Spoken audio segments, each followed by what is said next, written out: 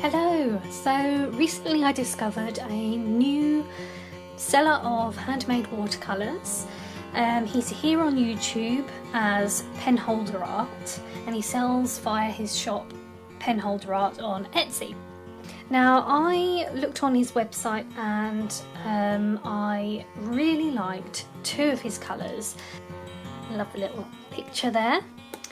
And when I opened it up, I realised that he'd also sent me a yellow ochre. So that's really nice because I've now got a little kind of variation on the basic trio of colours, which is blue, red and yellow. So yeah, that is really exciting. So they come packaged with the number, the colour, little swatch of the colour there, and they're wrapped in a gold foil. So I'll open those in a moment, but we'll just have a quick look at what else came in the order. So we've got the little information cards that come with the colours that you order. So here we are, the swatches of the colours, and as you can see here, this red ochre and the blue lake are very pigmented and opaque and very rich in colour, and that's what drew me to those two colours. So we've got the information on the back. This one is blue lake. These are the pigments that are in it. It's semi-transparent, non-staining, non-granulating and light fastness. One is that? Not sure. And then we've got red ochre. That's the pigment. It's opaque, non-staining, non-granulating and light fastness. Rating, it's either 1 or I, I'm not sure. I'm sure that he has the information on this on his website. And then we've got the yellow ochre. Semi-transparent, non-staining, non-granulating, light fast, 1 or I. And there's a little packet here. When you open it up, there's a lovely little drawing. We've got a nice ink drawing here over a lovely watercolour mix of a yellow and a green shade. A little thank you note.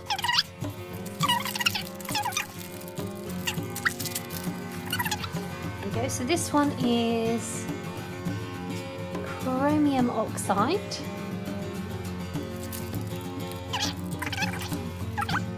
This is manganese blue. This looks absolutely beautiful. So I'm going to get opening these, and I'll also get these off and put them into pans, and then I will come back and swatch on this handy little bit of watercolour paper that comes inside the tin lid. So let's get opening.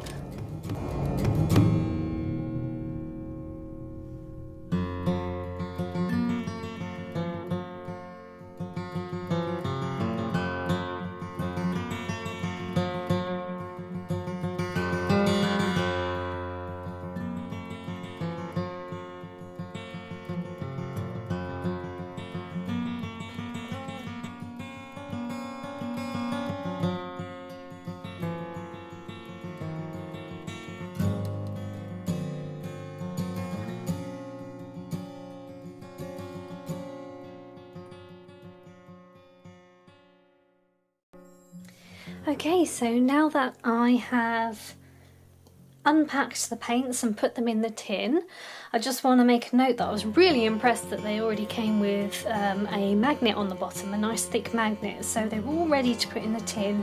I didn't have to do anything. As you saw when I put the sample dots in here, I added some of my own magnets to the bottom to make it all nice and uniform. And now it's time to swatch them, always my favourite part.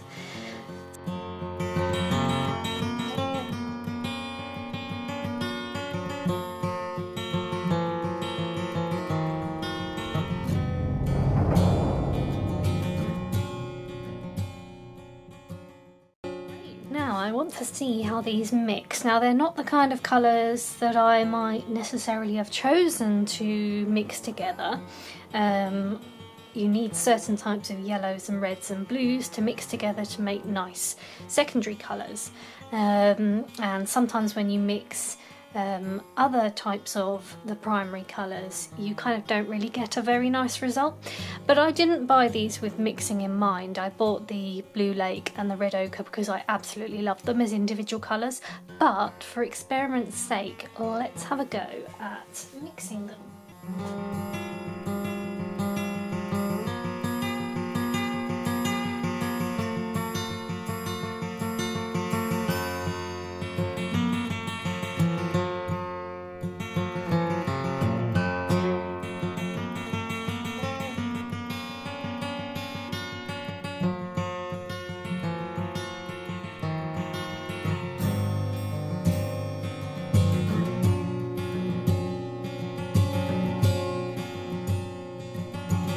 So as you can see, I have done some swatches of the colours, and I was actually really surprised. I didn't think the 3 variations here on the primary colours would mix so well, but actually they've gone down quite nicely, and I really quite like the colours, because at the moment I'm really into kind of muted colours, muted sort of more neutral kind of shades.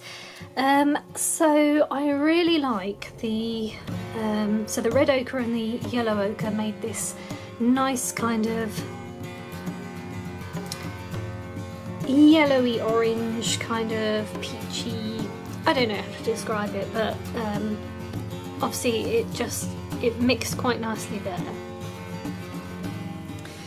So the red ochre we have here transitioning into the yellow ochre. It's transitions really nicely, and they both go really well together. And up here, this is where I mixed the red in with the ochre spot there in the middle. The blue lake mixes with the yellow ochre to make a very smooth, lovely kind of minty teal green kind of colour, and likewise with the manganese blue and the yellow ochre. Manganese blue is really granulating, so it makes a really nice effect when you mix it to make a secondary colour. So again, it's kind of like a nice, you can see the yellow in the base, and then in the granulating speckles there you've got the manganese blue coming through as quite a nice teal colour. And then what did I do here? I think this is the chromium oxide, which is the green colour, that I mixed with the 2 different blues just to see how it would affect the chromium oxide.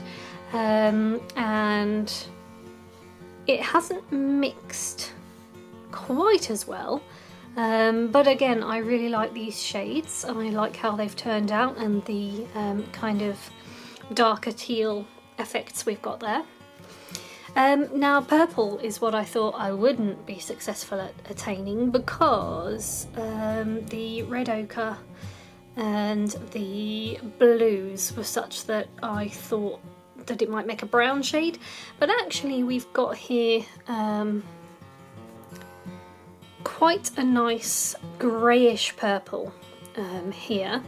So that's the red ochre and the blue lake, and then at the top we have, again, you can see the colour underneath the manganese blue, so you can see underneath the kind of pinky red of the red ochre, and then you've got the granulating blue over the top of it. So I really like the effects that this manganese blue has. Because of the granulation, you can kind of see the original colour underneath, and it mixes a little bit but not much.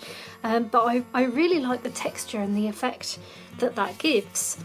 And then at the bottom I had a look at how the paints look when they're quite diluted. So if you want to make a pastel shade, usually we just dilute it quite a lot.